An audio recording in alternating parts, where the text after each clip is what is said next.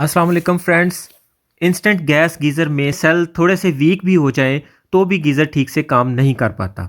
आज की वीडियो में हम सेल्स को बार बार चेंज करने से बचने का एक सस्ता और आसान तरीका करेंगे, जिससे एक तो खर्चा बचेगा और सेल्स के वीक होने का प्रॉब्लम ख़त्म हो जाएगा, जिससे गीज़र भी प्रॉपर काम करेगा। तो चलिए शुरू करते हैं।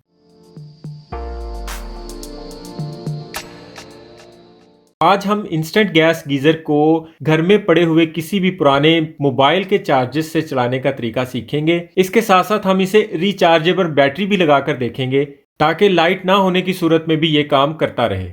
हमने गीज़र के टॉप को खोल लेना है और उसके ये सेल बॉक्स को इस तरह खोल लेना है और यहाँ पे इसके दो पेच होंगे, उनको हमने खोल लेना है। इस तरह ये सेल का बॉक्स अलग हो जाएगा। इसमें एक तार प्लस की है और एक माइनस की है। नॉर्मली ब्लैक माइनस की होती है और दूसरे किसी भी कलर की प्लस की होती है। इसके बावजूद हम इस जगह से प्लस और माइनस की वायर को आइडेंटिफाई कर सकते हैं। अगर इस जगह पे माइनस है तो ये जब बंद होगा तो इसका अपोजिट प्लस होगा। तो हम इन दोनों तारों को यहां से उतार देंगे।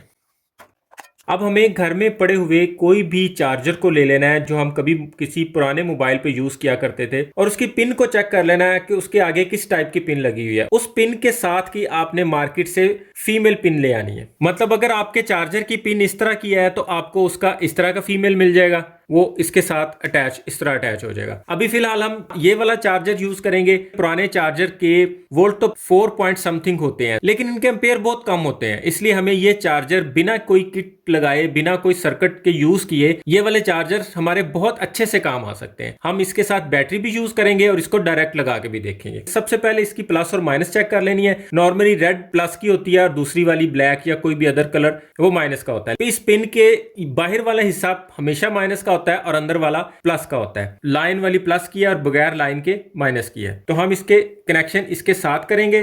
क्योंकि इस गीजर के लिए इतना हैवी करंट नहीं चाहिए होता, इसलिए हम कोई पुरानी बैटरी भी यूज कर सकते हैं। जिस तरह ये एक मोबाइल की खराब बैटरी है, फूली हुई बैटरी है, ये देखें, लेकिन ये बैटरी हमारे इसके साथ बहुत अच्छे से काम कर सकती है। हम इसके वोल्ट चेक कर लेते हैं। 3 वोल्ट से लेके 5 वोल्ट तक हम कोई भी बैटरी यूज कर सकते हैं।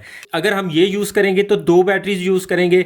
इस तरह के सेल हमें किसी भी लैपटॉप की खराब बैटरी से मिल सकते हैं। ये खराब सेल भी हमें अच्छे वोल्ट देगा और हमारा काम करेगा। इन बैटरीज को चेक करना बहुत आसान है। इनके पॉइंट्स के बिल्कुल साथ ही इनके माइनस और प्लस भी लिखा होता है। मीटर पे डीसी वोल्ट करके प्लस पे और माइनस पे लगा के देखेंगे, इसका करंट शो हो जाएगा। इस वक्त ये ऑलमोस्ट 3.5 वोल्ट दे रही है और ये हमारे बहुत अच्छे काम आ जाएगी। भले ही इससे मोबाइल नहीं चल पाएगा, लेकिन हमारा गीजर चल पाएगा। इसी तरह ये लैपटॉप की खराब बैटरी है। इसका प्लस माइनस को देखना हो तो इसके जिस तरफ ये ग्रूव बना होता है वो प्लस होता है और सादा वाली सिंपल वाली साइड माइनस होती है। तो हम इसको भी चेक कर लेते हैं। ये भी ऑलमोस्ट 3.5 वोल्ट दे रही है। इस तरह की बैटरी भी आप यूज कर सकते हैं। तो अभी हम ये वाली बैटरी इसके साथ लगाना चाह रहे हैं। क्योंकि इस वक्त ये जमीन पर है, इसलिए इसका पानी के प्रेशर के बगैर भी इसका मैग्नेट सेंसर ऑन है। तो इसे हम बैटरी के साथ लगा के देखते हैं। ग्रूव वाला हिस्सा प्लस की तरफ लगाएंगे, प्लेन वाला हिस्सा माइनस के साथ लगाएंगे और फिर चेक करेंगे कि ये स्पार्क करता है कि नहीं। ये हमारा बहुत अच्छे से काम कर रहा है। अब हमें करना ये है कि हमें जो पिन लगानी है उस पिन के साथ का फीमेल इसके साथ अटैच करना है। क्योंकि इस फीमेल पॉइंट में 3 पॉइंट होते हैं, हमें इसमें से 2 पॉइंट लेने हैं जो इस वायर के साथ इस वक्त अटैच हो चुके हुए हैं। तो वो देखने के लिए हम फिर एक दफ़ा मीटर का इस्तेमाल करेंगे। मीटर को कंटिन्यूटी पे करके तो हम यहाँ से पॉइंट को पॉइंट आउट करेंगे। ये वाला पॉइंट प्लस का है, इस वक्त ये मीटर शो कर रहा है। जिस पे मीटर चलेगा ये माइनस की है, यानी ये बड़े वाली प्लस की है और इसके ये साथ वाली माइनस की है। यानी अब हमें इन 2 वायर्स के साथ इसके कनेक्शन करने हैं। हम यहाँ से इसके बटन को ऑफ कर देंगे, क्योंकि यहाँ से बैटरी का करंट इस बटन के थ्रू बॉक्स में जाता है। तो जब हम बटन ऑफ कर देंगे तो यहाँ से बैटरी ऑन भी कर देंगे तो करंट बॉक्स में नहीं जाएगा। इनको यहाँ से वायर्स को काट देंगे। तो हम इस तरह की 2 तारें लेके कोई भी नॉर्मल जो 12 वोल्ट पे भी काम करती हैं तारें, प्लस के साथ प्लस को अटैच करेंगे, ब्लैक के साथ ब्लैक को, मतलब माइनस के साथ माइनस को, और फिर इस सेल के साथ अटैच कर देंगे। प्लस के साथ प्लस लगा देंगे। अभी हमारे सेल के कनेक्शन तो हो गए। चला के एक दफ़ा चला के देख लेते हैं। ये इस वक्त काम कर रहा है, चल रहा है। इसकी तारें इस सेल के साथ से निकाली हैं इस तरह। उन्हें अब हम इस सेल को टेप लपेट देंगे।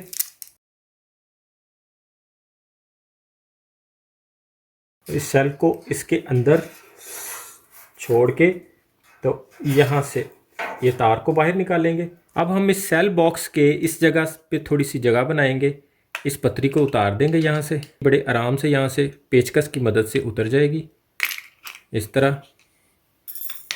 हम यहाँ पे काविये से इसको एक सुराख कर लेंगे।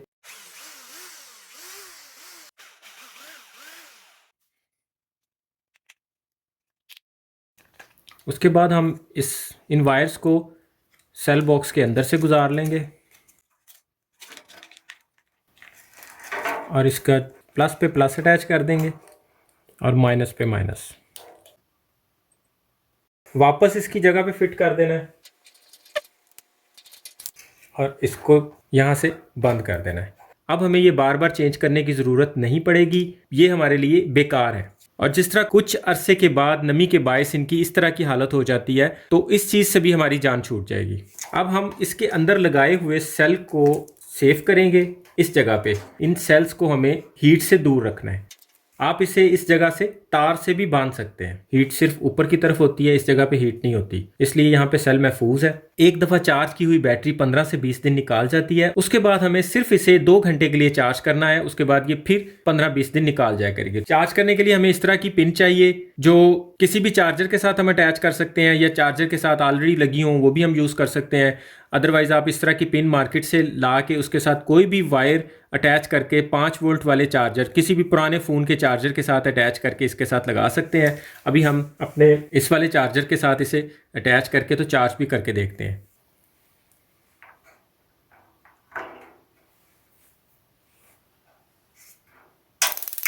चार्जिंग के दौरान भी ये ऑन हो सकता है, अगर आप इसकी चार्जिंग उतार देंगे तब भी ये ऑन होगा और ये सेलों से बहुत अच्छा काम करेगा।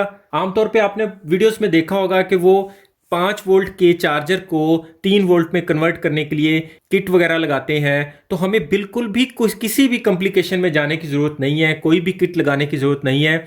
इंस्टेंट गीज़र का पावर बॉक्स 5 वोल्ट तक बहुत अच्छे से ऑपरेट करता है, इसलिए हमें करंट को कम या ज़्यादा करने की ज़रूरत नहीं। किसी भी मोबाइल चार्जर को हम इसके साथ डायरेक्ट भी लगा सकते हैं और बैटरी के थ्रू भी लगा सकते हैं। और अगर आपके पास घर में कोई पुराना मोबाइल चार्जर नहीं है तो आप मार्केट से 3 या 5 वोल्ट का कोई भी चार्जर नया परचेज करके ये प्रोसेस कर सकते हैं। अदरवाइज आपको इस तरह का चार्जर मिल जाएगा जिसमें मुख्तलिफ वोल्टेज एडजस्टमेंट होते हैं। इसमें आप 1.5 वोल्ट से लेके 12 वोल्ट तक एडजस्ट कर सकते हैं। हर साइज की पिन इसके साथ है। आप अपने फीमेल स्विच के साइज के हिसाब से इनमें से कोई भी पिन यूज कर सकते हैं। दिखने में ये उसी कंडीशन में होगा जिस कंडीशन में ये आमतौर पे होता है, सिर्फ हमने इसके अंदर एक सेल और यहाँ पे चार्जिंग पिन ऐड की है। अब हमें सेल के कमजोर होने, बार बार चेंज होने या सेल के करंट ना देने, उसके पॉइंट्स में जंग आने को लेकर हर तरह की टेंशन से आजादी मिल गई है। तो उम्मीद है आज की वीडियो आपको बहुत पसंद आई होगी, आपके बहुत काम आएगी। वीडियो पसंद आने की सूरत में लाइक और दोस्तों में शेयर जरूर कीजिएगा।